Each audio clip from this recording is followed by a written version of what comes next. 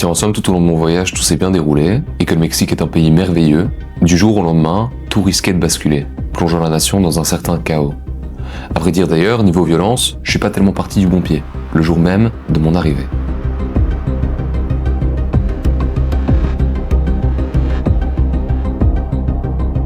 Je vous avais dit que j'avais 3 bus à prendre, je captais rien à ma life. Finalement, il y a un gars qui commence à me poser des questions, il était vraiment sympa, il me dit ouais, tu dois descendre où et tout. Il me dit bah écoute, je vais sonner où tu dois descendre, y'a pas de souci. Et en fait, on s'était mal compris. Je devais descendre à Cofradía de Suchitlan et la ville juste avant s'appelle juste Suchitlan. Alors le gars qui m'avait fait descendre, il me dit tu connais des gens ici? Je dis bah ouais, il y a des gens qui vont me rechercher et tout. Et il me fait mais fais gaffe à toi, hein.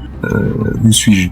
Je n'ai pas de réseau. Le seul truc que j'ai pu voir, c'est sur la carte que j'étais pas au bon endroit. Non, je trouve pas d'un taxi. Je suis en train de mettre mes affaires dans son coffre. Là, pas que j'entends des coups de feu. Après ça, mon voyage s'est plutôt bien passé, tranquillement je veux dire, jusqu'à ce que j'arrive à Ocosocautla d'Espinosa, où les news n'étaient pas tous les jours super bonnes. Ça, la première fois que je l'ai remarqué, c'était le mardi 10 février, 1 mois et demi après mon arrivée.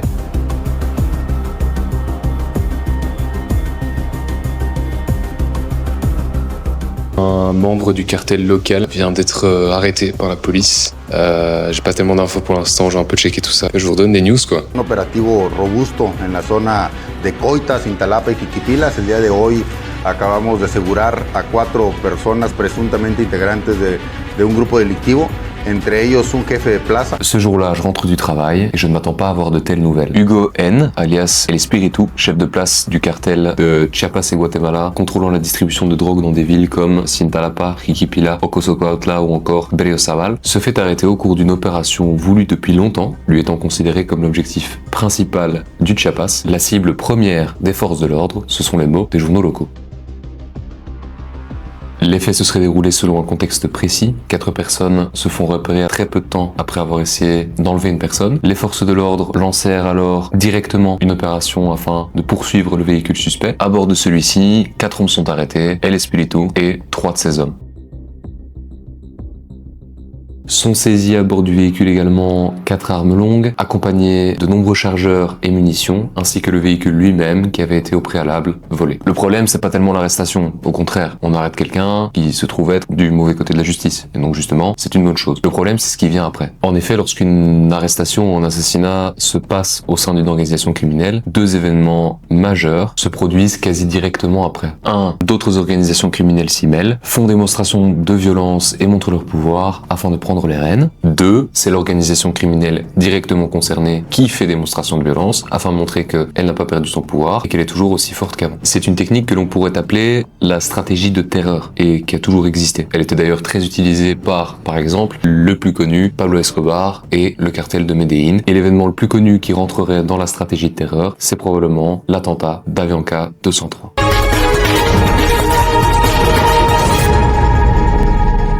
Nous sommes le 27 septembre 1989, alors que le vol Avianca 203 décolle de Bogota, direction Cali en Colombie. À bord de ce vol se trouve un jeune homme de 27 ans, du nom de Alberto Prieto. Il est envoyé par Pablo Escobar et son cartel. Il est persuadé de transporter un magnétophone seulement dans son bagage. Il s'agit d'une bombe. Une fois dans les airs, à précisément 7h18, 5 minutes après le décollage, le cartel déclenche la bombe à distance dans l'espoir de tuer un homme. César Augusto Gaviria Trujillo, candidat à l'élection présidentielle de 1990, censé être aussi dans l'avion à ce moment-là. Le pire dans cet attentat, c'est que César Gaviria Trujillo n'était même pas à bord ce jour-là, puisqu'il avait été informé que quelque chose allait se produire. L'événement au final aura donc simplement servi à une chose au cartel, semer la terreur, tout en causant 110 morts au total, l'intégralité des 107 passagers et membres d'équipage, ainsi que 3 personnes au sol.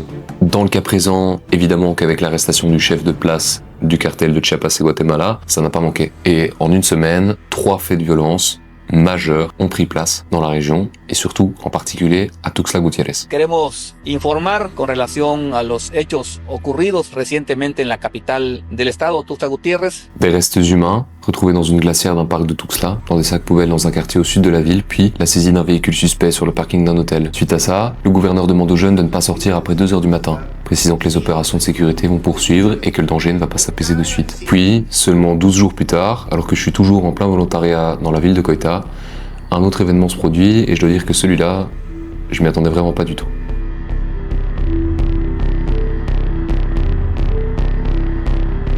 Le chef du puissant cartel Jalisco Nueva Generación vient d'être assassiné par la police après une opération militaire qui a mal tourné. Ce chef de cartel, Nemesio Oseguera, alias El Mencho, a été tué par l'armée mexicaine lors d'une intervention militaire soutenue par du renseignement international et notamment américain.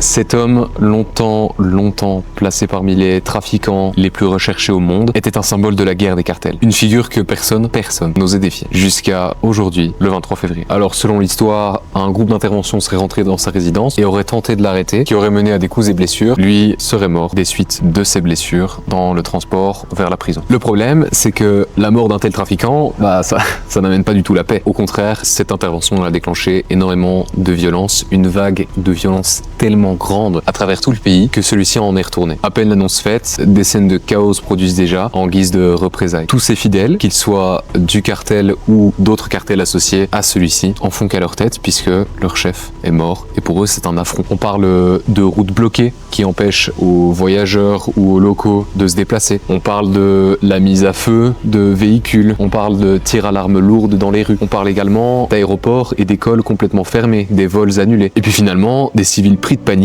qui, au final, se terrent chez eux. Ici, par exemple, à Coita, la ville est très calme ce soir. On sent que les gens n'ont pas envie de sortir. À cause des nouvelles, les gens n'ont pas envie de faire quoi que ce soit. L'événement qui m'a le plus frappé d'ailleurs, c'est cette vague de panique à Guadalajara. C'est fou te dire qu'il y a 2 mois, je passais par cet aéroport pour venir là où je suis maintenant. Aujourd'hui, il se passe ça. C'est un truc de dingue. Aujourd'hui, dans la ville, il s'est également passé un événement assez troublant qui serait apparemment lié à ceci. Et d'ailleurs, l'histoire, elle est assez spéciale puisque je suis allé au boulot, je reviens et je me dis que je vais faire le plein à la station essence. Comme d'habitude, j'y vais. Je rentre dans le magasin pour aller chercher un paquet de biscuits et je vois que la madame elle ferme la porte à clé à chaque fois qu'il y a un client qui rentre. Je me dis bizarre, pourquoi est-ce qu'elle fait ça? Je pose la question, je dis vous devez fermer comme ça à chaque fois que quelqu'un rentre dans le magasin. Elle me dit non, c'est juste qu'il y a beaucoup de mouvements, mais elle m'explique pas plus que ça. Moi j'avais pas vu les infos. Je rentre chez moi et là on m'apprend ce qui s'est passé. Je regarde des informations et en effet un homme est arrivé à la station essence où j'ai été faire le plein 2 heures avant que j'y aille, armé, a tiré plusieurs balles en l'air avant de couper les tuyaux qui amènent l'essence. Mais alors on peut se demander pourquoi une telle réaction de la part de ce groupe. Bien parce qu'au Mexique, les cartels ne sont pas de simples gangs. Ce sont des forces armées quasiment autonomes, armées très lourdement, très bien protégées, avec des technologies parfois à la pointe et qui dépassent même les technologies des militaires locaux. C'est des groupes qui sont enracinés dans les territoires et qui sont prêts à tout pour préserver leur pouvoir et leur business. La mort de El Mencho, elle a pas écrasé le cartel, elle a juste supprimé le gars qui était à la tête de ça. Et donc justement, ça laisse au cartel des possibilités énormes et les gens ne savent plus quoi respecter comme ordre puisque leur chef est mort. Alors en ce qui concerne l'État, celui-ci a déjà riposté en envoyant énormément de troupes militaires. Des milliers de soldats et des membres de la Guardia Nacional ont été déployés sur le territoire directement après les faits, mais à l'heure actuelle, les affrontements continuent. Les forces de sécurité combattent des réseaux profondément enracinés, tandis que la population vit dans l'angoisse d'une escalade encore plus grande. Mais encore une fois, à ce moment-là, surgit un problème. Ce problème-là, c'est la corruption.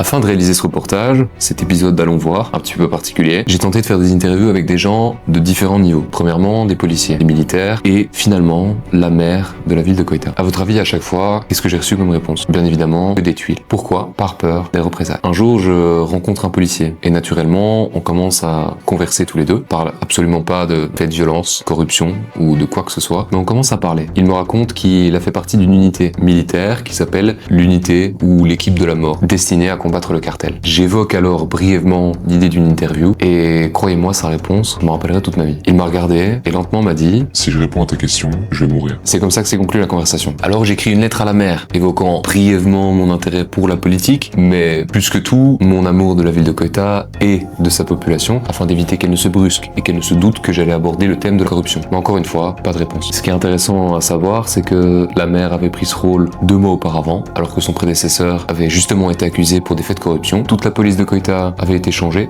puisque le taux de corruption était vraiment énorme, et on envoie qui comme nouveau maire? Une femme du même parti que son prédécesseur. Alors bien sûr, le fait que je n'ai pas eu de réponse à beaucoup de mes questions, ça relève aussi du fait que je ne suis qu'un petit, tout petit youtubeur, vraiment minuscule, donc forcément, très peu de gens ne veulent pas répondre à mes questions. Je veux dire, je suis pas une chaîne nationale ou internationale, donc difficile d'avoir des réponses. En tout cas, pour revenir à l'arrestation d'El Mencho, après ceci, il y a 2 questions que nous pourrions éventuellement nous poser. Premièrement, comment le cartel est-il si puissant et dispose-t-il d'autant d'influence? Et secondement, pourquoi du renseignement américain. Mais d'abord, un brin de contexte sur l'histoire du cartel de Jalisco Nueva Generación. Nemesio Oseguera, alias M. Mencho, naît dans une famille pauvre de l'état du Michoacán et décide un beau jour d'immigrer aux États-Unis. Là-haut, avec un ami, il se met rapidement au trafic de drogue et se fait arrêter et incarcéré à 2 reprises, notamment pour trafic d'héroïne, avant d'être expulsé au Mexique. De retour au Mexique, ironiquement,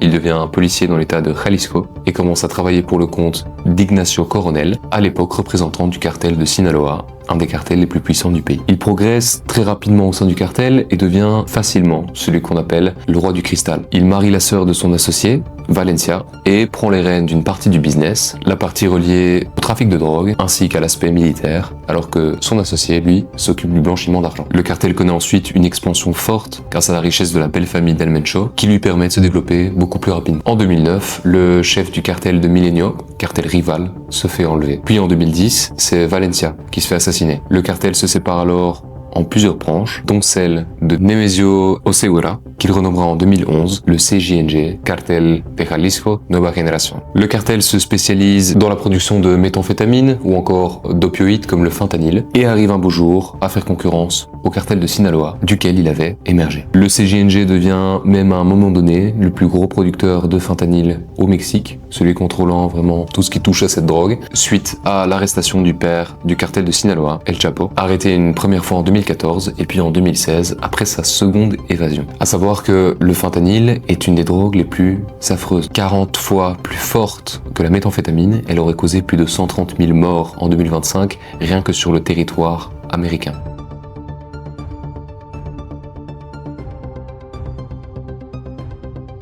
À côté de ça, le cartel poursuit son extension et s'implante sur 3 continents différents, l'Europe, l'Amérique et l'Asie. Mais il se distingue surtout par son organisation singulière, notamment par le fait qu'il franchise de petites organisations criminelles avec la marque CJNG. Ces groupes criminels bénéficient alors de soutien et de protection en échange d'un impôt. Pour Jalisco, tout est bon pour se faire de l'argent, et le cartel d'ailleurs diversifie de plus en plus ses activités. On parle d'enlèvement, d'extorsion, de contrefaçon, de trafic d'humains ou encore de vol de pétrole, car le Mexique est un très grand producteur de pétrole. Le cartel est capable de perforer des tuyaux gigantesques, drainant des quantités énormes de pétrole brut, afin de le raffiner et de le vendre clandestinement. Il se distingue aussi par sa violence particulière, qu'elle soit physique ou morale. Au cours de sa naissance, le cartel s'était allié à Sinaloa, afin de mettre à bas un ennemi commun, une organisation paracriminelle, les Zetas, bande sanguinaire, dont ils auraient visiblement hérité de la violence. Ce qui est aussi choquant avec cette violence, c'est que le cartel n'hésite absolument pas à l'utiliser directement contre l'État, notamment en 2015, alors que le gouvernement tentait de l'arrêter. Oseguera fait abattre un hélicoptère au lance-roquettes, ce qui causera la mort de 10 soldats mexicains. Et c'est là toute la différence entre Sinaloa, qui utilise davantage la corruption, et Jalisco, qui utilise davantage l'intimidation. D'ailleurs, cet extrait audio d'Oseguera va vous le prouver. Hey, ¿quién habla? Mira bien, hijo de tu soy Mencho, güey. Relaja tu gente a la soy Mencho, güey. Relaja tus partidas, si no te voy a partir toda tu bola de perro. Maintenant, qu'est-ce que les États-Unis viennent faire là-dedans? Bon, la question elle paraît stupide, mais la réponse, vous allez voir, elle est encore plus. Would I launch strikes in Mexico to stop drugs? It's okay with me.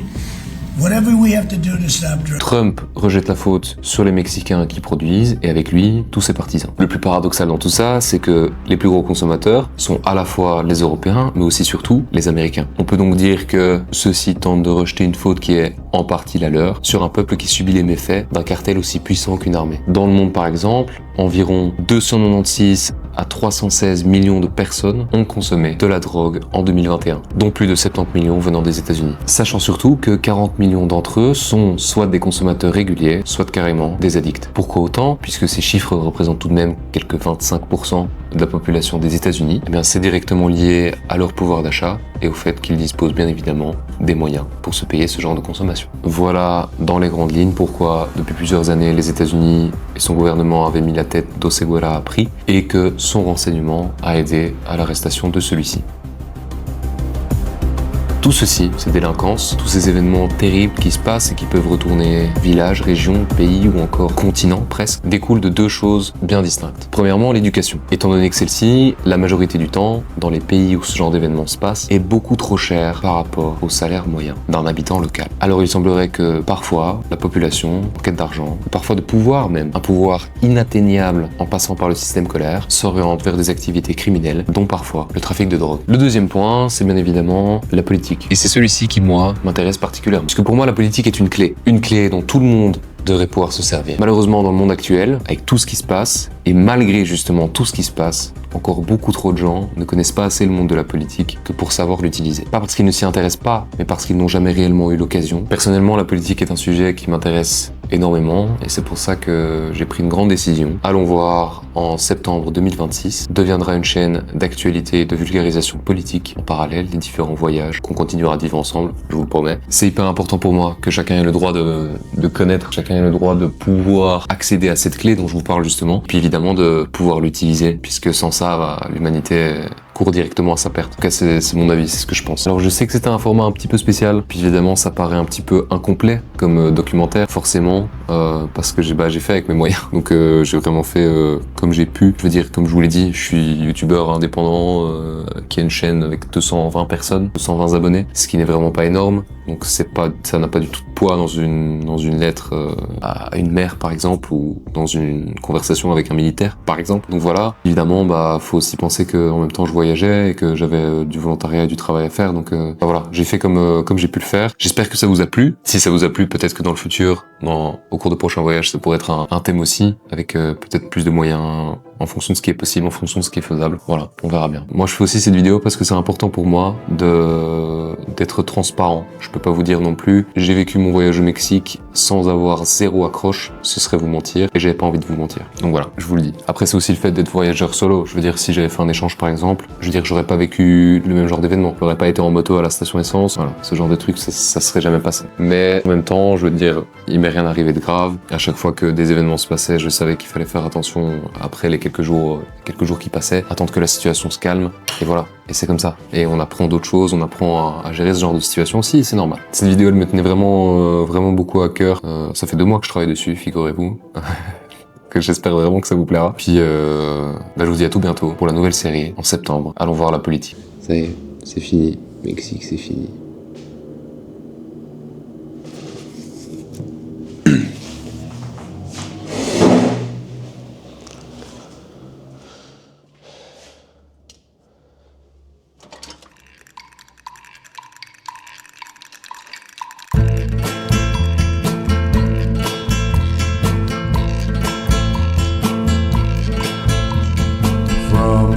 Dusty mesa, her looming shadow grows, hidden in the branches of the poison creosote. She twines her spines up slowly towards the boiling sun, and when I touched her skin, my